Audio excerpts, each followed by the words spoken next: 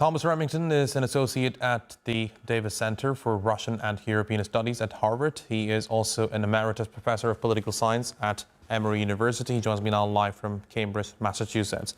Great to have you here with us on Tier 2 World.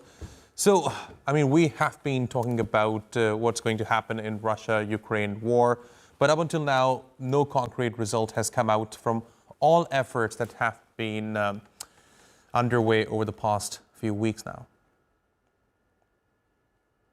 Results of this coalition of the willing meeting are positive.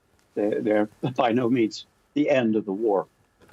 They do suggest a greater organizational willingness on the part of the core members of the European Union and a number of others to participate materially and with respect to their troops in some kind of a military deterrent force on the ground in Ukraine. A great deal will have to happen before we see those security guarantees being invoked. As your reporter correctly said, so far, President Putin of Russia has given no indication that he's willing to entertain any serious proposals for some kind of disengagement or ceasefire. So the carrots, as well as sticks, will have to be sufficient to persuade Putin to make some concessions so that this fighting can stop and Ukraine can live in peace.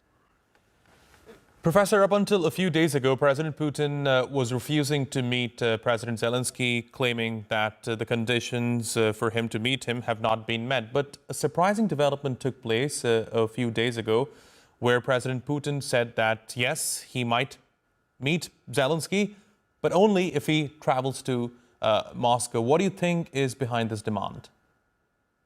Oh, as we've seen, Putin has prevaricated a great deal, dancing around what he might be willing to do. I think it's very important for us all to recognize that a difficult peace settlement, ceasefire, armistice, any kind of a halt to the fighting will require an enormous amount of very difficult negotiation. And I regret to say that President Trump doesn't recognize how hard it is to get a deal.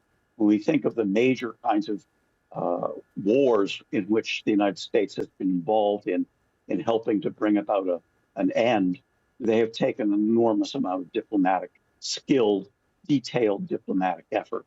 If there were that kind of an effort on the part of top Russian and American and Ukrainian negotiators, along with members of this coalition of willing, then after a period of time, we might see the preconditions for a summit meeting that signs the agreement. That could involve Putin and Zelenskyy and Trump and whoever else wants to claim credit.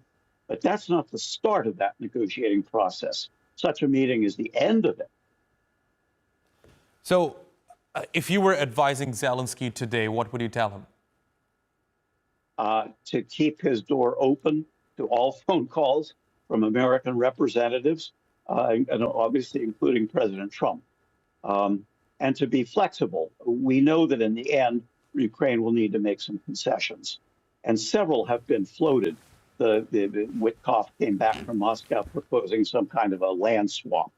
Okay, undoubtedly that'll be part of a final agreement, but so will a lot of things having to do with security and the rebuilding of an even stronger Ukrainian military industry. All of those have to be part of a major package deal. So Zelenskyy has to be open to all the pieces of that package deal, because ultimately he will need to sell it to his home public.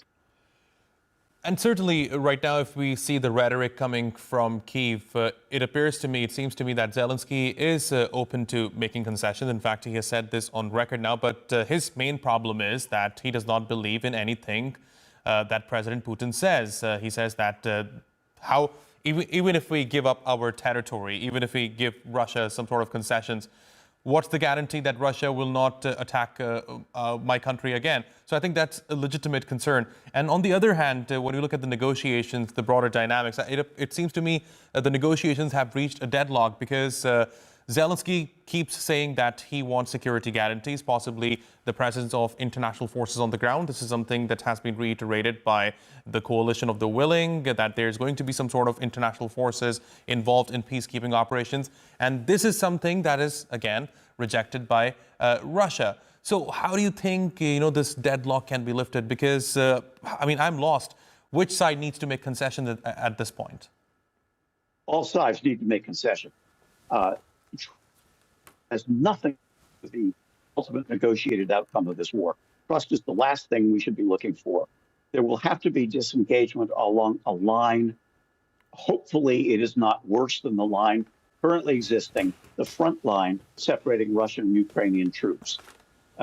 Right now, as you know, Ukraine has a heavily fortified line that from Slavyansk and several other areas in the Donetsk basin. Ukraine is not going to cede all of the Donetsk Oblast and Lugansk Oblast. Hopefully, we can get disengagement along the current front line, and we need peacekeepers. We need peacekeepers along that line on the Ukrainian side of it as a tripwire. In addition, we need European troops on the ground as the deterrent force. And finally, we need U.S. air support for intelligence, for transportation, and to maintain a no-fly zone. So all of those elements, and will the concessions be sufficient to induce Putin to accept a ceasefire if the West signals it's ready for a conditional, step-by-step lifting of economic sanctions? Then it's conceivable that Putin would be willing to accept some kind of a terms for a ceasefire and a negotiated agreement. Fascinating insights, Professor Thomas Remington. It's always a pleasure talking to you. Thanks very much for joining me here on Tier 2 World. Thank you.